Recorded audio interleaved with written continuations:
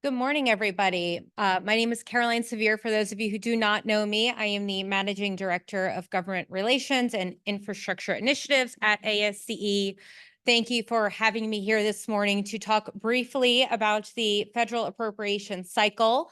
I'm going to kick things off to go over some of the basics, a little bit of a 101 on the appropriation cycle.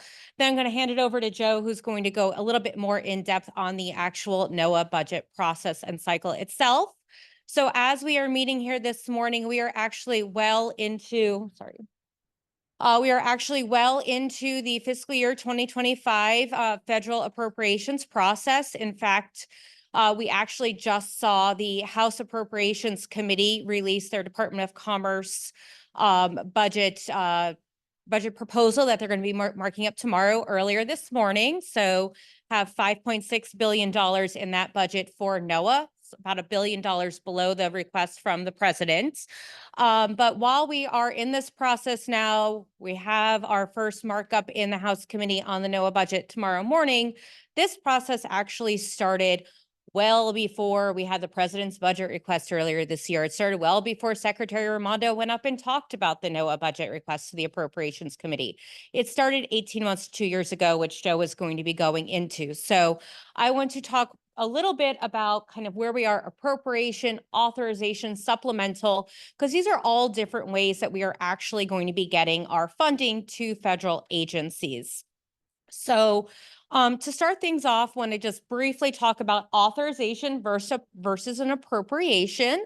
This is something that is very easy to confuse. Essentially, at the end of the day, when we have an authorization bill, this is a recommendation that Congress is making, but it doesn't actually supply any funding. An authorization is lovely. That's where we get a lot of our policy changes. That's where we're saying what programs we want to get funded, at what funding level we want them to be at, how long we want them to be funded. But without an appropriation, it doesn't really mean that much. So the authorization, again, that's where you're going to get all your policy recommendations. It is critical to all the work that we're doing because technically, without an authorization, a program cannot be appropriated. I'm saying technically because that's not always the case, and I will go into a great example in just a moment. But at the end of the day, these are two things that are really working together in Congress. So a lot of the work we're doing at ASCE is often on authorization bills, but then we're going forward year in and year out and making sure that these programs are also appropriated. Just one other thing I want to flag here when it comes to appropriations, we have mandatory and we have discretionary funding. So a program like the Surface Transportation Program, there is mandatory obligation limits that we are seeing for a lot of those programs every year. That's money that we know is going to be going out the door and going to states to support their programs.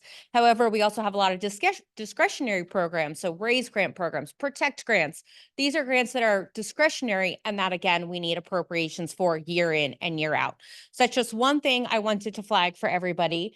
Going into actual authorizations themselves very briefly, one authorization that I wanted to just flag for everybody here, because I think it nicely describes the overall authorization process and how that goes into appropriations and supplementals, is the NEHRP program. Some of you may be familiar with that. That's the National Earthquake Hazard Reduction Program, or NEHRP, much easier than spelling the whole thing out.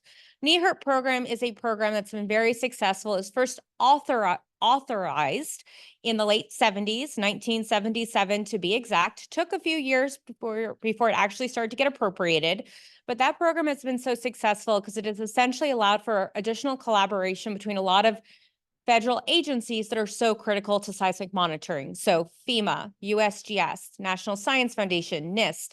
It has really provided them that flat platform to do the engineering work that's necessary, the research work that's necessary, that seismic monitoring work that is necessary, emergency preparedness work that we need. And then all of that work from this authorization is filtering into things like ASCE 7, and it's really critical to a standard like ASCE 7. The National Windstorm Reduction Program is another program that authorized, hasn't been getting a lot of appropriations, but again, that work is critical to everything we are doing with ASCE standards, and we really rely on the data that's coming out of that work.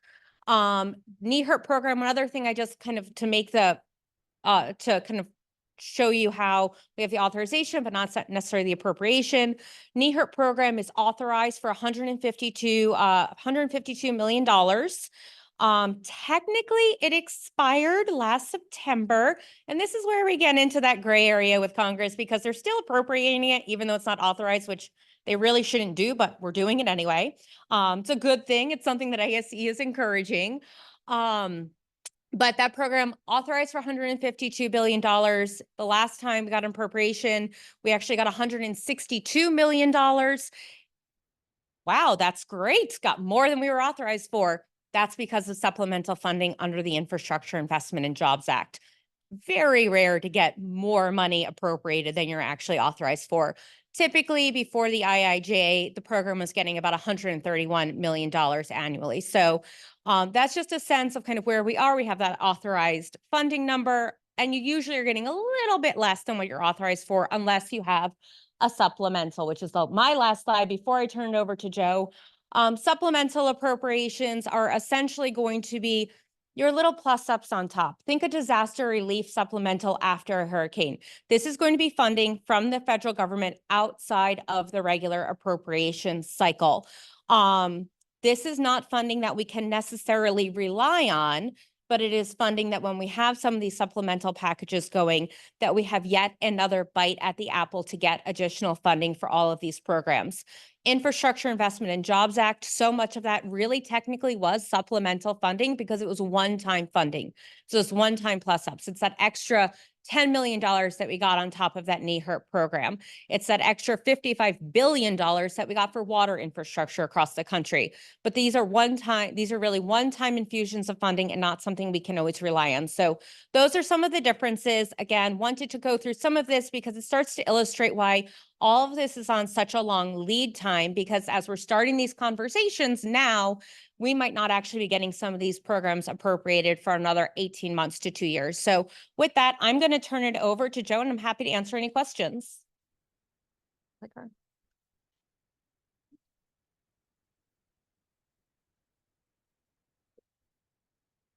guess that wasn't the right.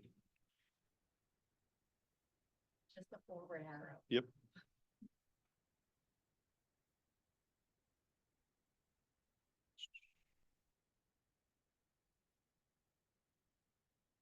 Good morning, everyone. I'm Joe Pica, and I'm the Deputy Director for the National Centers for Environmental Information in NOAA.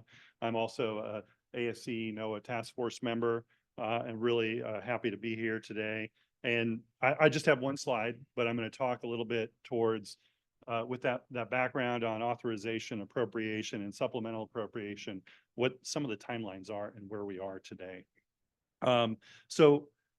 First on the authorization, NOAA has a lot of authorizations. There is no single NOAA authorization. There's a Weather Act. Oh.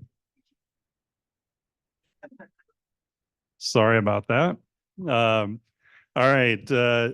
So NOAA has a lot of authorizations, so I'm not going to really go into that in a lot of detail. I'll just provide an example. One is the Weather Act. And as you said, it actually expired last year, but it continues. It's in the Senate right now for review. We'll probably get out, but it's typically about a 5-year time frame.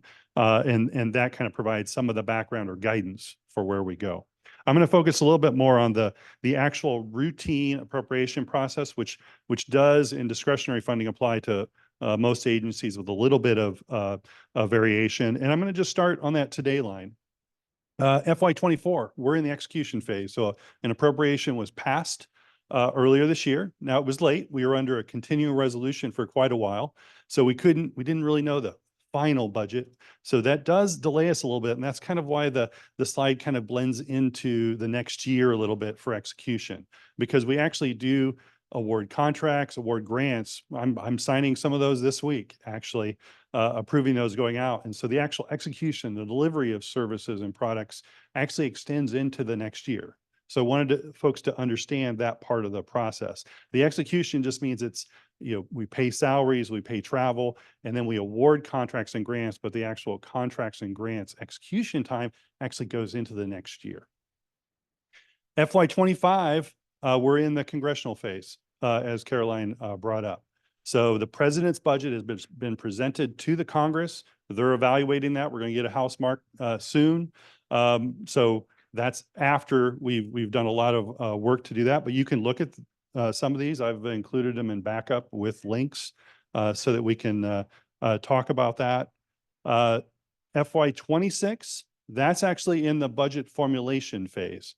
That's internal, so it's not public. We're basically talking inside the government saying, hey, here's what's the best thing to do. Here's which gaps, here's what's going to go forward. And that goes through NOAA, then DOC, then OMB. And then at the end of that, you get a president's budget. And then whatever internal infighting we have about which one's more important than the other, which one has more impact, we stand by the president's budget. And then next, so that's three budgets we're working at the same time. The fourth would be going into the planning phase. So FY27, you can see we're going into the planning phase.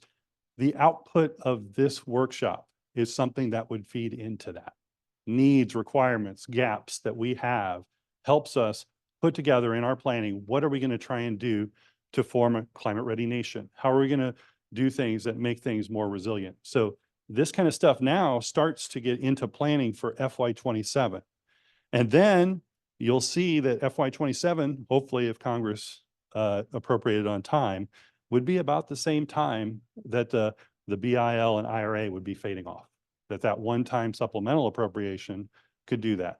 The other is that the output of the workshop, the needs, also informs how we would spend money on those supplementals, or if there are other supplementals that come up because of a disaster or that are passed by Congress. Those things can be on the shelf, even if they don't get into the appropriation or some of those, the president's budget, they can be ready on the shelf for another situation where that would come up.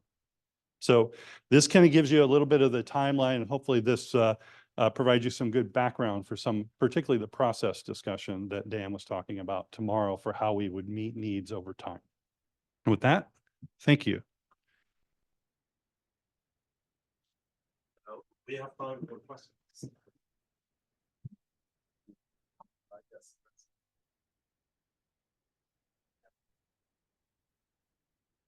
And just grab one. Hi. Hi. Is this working? Okay. I'm Chris Anderson. I'm from EA Engineering. I have two questions about appropriations, one for, I think, the ASCE Government Relations person, and then one that's probably for Dan, Ben, and Bilal. For ASCE Government Relations, in your experience during an election year, is the appropriations cycle a little bit less volatile or more volatile? Do you have any opinion on that? And then for Dan, Ben, and Bilal, should we tomorrow, when we talk about process, also consider appropriations volatility within that process discussion? Yes. No, I can talk very loudly. It's an excellent. Okay, that's an excellent question, and I really have to say it sort of depends, because at the end of the day, we are not going to have Congress pass appropriations on time by September 30th. I think we all know that. I mean, I don't know I think the last time they did that, I was in middle school. I mean, it's been a very long time since they have done that. So we know we're probably going to be bleeding into doing appropriations in a lame duck session of Congress after the election. And that's why it's a huge question mark. And I say it depends, because it depends on who wins, because could be a lot more incentive or a lot less incentive to get something done in a lame duck, depending on who's going to be holding power in Congress. So if the House Republicans lose control and now it's going to be in the 119th Congress run by the Democrats, there's going to be a lot more incentive for them to get something done while they're still in charge. There's not going to be a lot of incentive for those Democrats to go along with any sort of compromise. So it's a big question mark. I would say that we are probably, if I was going to put money on it, I'd say we're probably not going to get appropriations done in a lame duck session of Congress, just because of how narrow the margins are right now. But I wouldn't say the election just adds one more question mark to what is already can be a very volatile process. On the other, I know you addressed it to our organizers, but I'll go ahead and answer it for them in that it goes back to, I think it's Eisenhower, that or someone, no plan will survive first battle. But planning is really essential. And I think that what we're doing here to have things on the shelf and know what we're trying to go for so that we can at least communicate it when folks ask the question from the Hill or wherever, that's what's really important for what we're trying to do as a community, as a community of practice between both organizations. Dan, would you like to fill a bit? I have a comment, but go ahead. I don't have anything to add on what was said there about the process. Kind of a related point I wanted to make is that I think it's really important for partners such as ASCE to, speak to the importance of getting this information in a timely way so that others are aware of the demand for information from NOAA. And I think that's an important signal that, an organization like ASCE can play. Yeah, and I guess Joe can correct me if I'm wrong, but the way the IRA appropriation has come into NCEI through the industry proving ground, those funds can be expected to be available. It's not like next year Congress is going to change the budget and suddenly they don't have the resources that the IRA provided. So I think the important thing is we make as much progress as possible with the resources that NOAA has been provided to demonstrate the value of that. Because if you go back and look at some of the different authorizations that are out there, the Floods Act, the, different Precip Act, et cetera, many of those enjoyed bipartisan support by some really conservative senators and congressmen, because their home districts, their home states are suffering natural disasters. So I think what we really have to focus on is we have an opportunity immediately in front of us. We have to seize that opportunity and not wring our hands too much about what's going to happen down the road, because we can only control what we can control. I'd also just add that it's really important that we continue to collaborate very closely, because Joe can't go up to the Hill and lobby for appropriations. The president's budget, as he said, he has to stand by what's in the president's budget. If something is not in the president's budget, at ASCE, we can still go ahead and we can have those conversations and we can really advocate to get these additional appropriations in there. So continue our close collaboration and having a strong sense of what NOAA's needs are allows us to then go and essentially be that voice on Capitol Hill where we're actually able to go and make those asks.